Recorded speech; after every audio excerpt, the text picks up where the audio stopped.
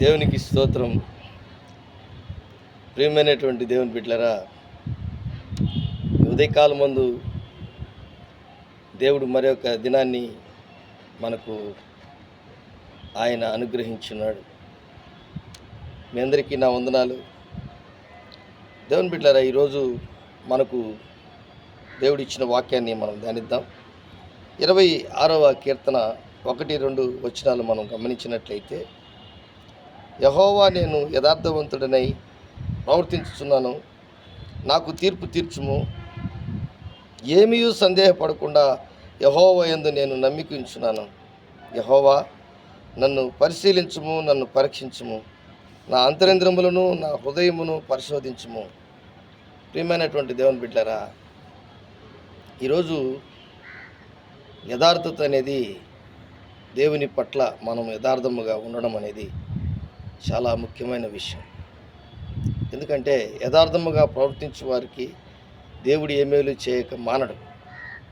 కాబట్టి మనము దావీదు ఏ విధంగా ఒక రాజై ఉండి కూడా ఆయన తన జీవితంలో దేవుని పట్ల, దేవుని ముందు ఎంతో నమ్మకస్తుడుగాను యథార్థవంతుడిగాను ప్రవర్తించుటకు ఇష్టపడ్డాడు. అలాగే ఈ ఉదయకాలం ముందు మనం కూడా దేవుని యొక్క పట్ల యథార్థముగా మనము ప్రవర్తించినప్పుడు ఖచ్చితంగా మన కుటుంబాలకు, మన వ్యక్తిగత జీవితానికి, మనకు ఉన్నటువంటి కుటుంబంలో ఉన్నటువంటి భార్య, పిల్లలు, అలాగే భర్త, కుటుంబీకులందరికీ దేవుడు నిశ్చయముగా మనకు సహాయము చేయగలడు. ఆయన కాపుదల, భద్రత మనకుంటుంది. ఆయన కృప, ఆయన ఆశీర్వాదాలు, దీవెనలు అన్నీ కూడా దేవుడు మనకు అనుగ్రహిస్తాడు. మనము దేవుని పట్ల నమ్మకంగా ఉంటే మనల్ని మనము పరిశీలించుకునే పరిస్థితి మనకు ప్రతిదినము దేవుడు అనుగ్రహిస్తాడు. అలాగే దావీదు కూడా 25వ కీర్తనలో 7వ వచనంలో, నా బాల్య పాపములను, నా అతిక్రమములను జ్ఞాపకము చేసుకునకము అని అన్నాడు. అంటే బాల్యములో చేసినటువంటి పాపాలు కానీ, తన యథార్థతను బాల్యము నుంచి ఏ విధంగా నేను ప్రవర్తిస్తున్నానో అని తెలియపరుస్తున్నాడు. జ్ఞాపకము చేసుకొనకము అంటున్నాడు. నేను బాల్యములో చేసినటువంటివన్నీ కూడా, అతిక్రమములన్నీ కూడా జ్ఞాపకం చేసుకొనకు.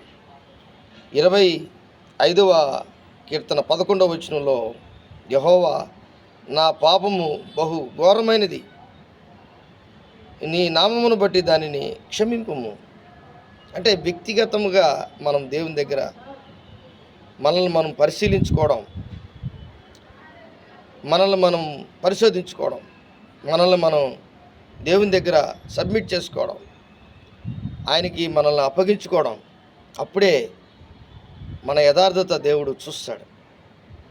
కాబట్టి యథార్థత అనేది చాలా దేవుని పట్ల, మనుషుల పట్ల, భార్య పట్ల, భర్త పట్ల, బిడ్డల పట్ల, సంఘములో ఉన్నటువంటి వారి పట్ల, ఇరుగు పొరుగు వారి యొక్క జీవితంలో వారి పట్ల మనము యథార్థంగా ఉండడం అనేది ఎంతో ముఖ్యమైనటువంటి విషయం అది.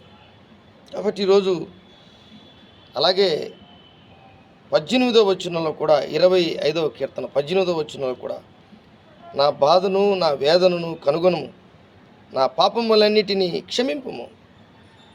బాల్యము నుండి చేసే పాపాలను క్షమించమంటున్నాడు, జ్ఞాపకం చేసుకోవద్దంటున్నాడు. అలాగే నా పాపం బహు ఘోరమైంది, నా పాపాలన్నీ నీ నామమును బట్టి క్షమించు ప్రభువా అంటున్నాడు. 18వ వచనంలో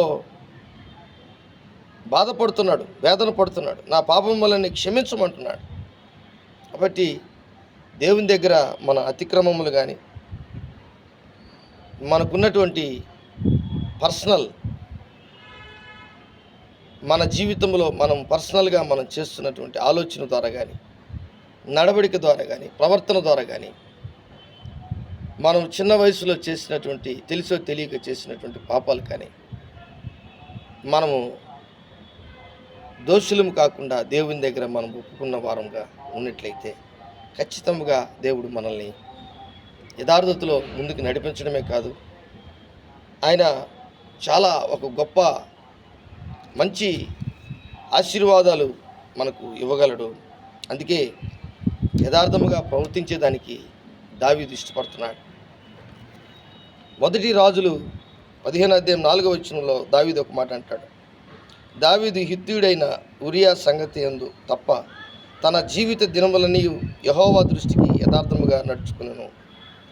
యథార్థముగా నడుచుకొనుచు యెహోవా అతనికి ఇచ్చిన ఆజ్ఞలో దేని విషయమందును తప్పిపోకుండాను గనుక అనుంది. అంటే ఆయన హిత్తీయుడగు ఉరియా భార్య బేత్షెబాని తీసుకొచ్చి తన భార్యగా చేసుకున్నటువంటి పరిస్థితిలో దేవుడు దాన్ని చూసినప్పుడు పశ్చాత్తాపడి 51వ కీర్తన రాస్తాడు.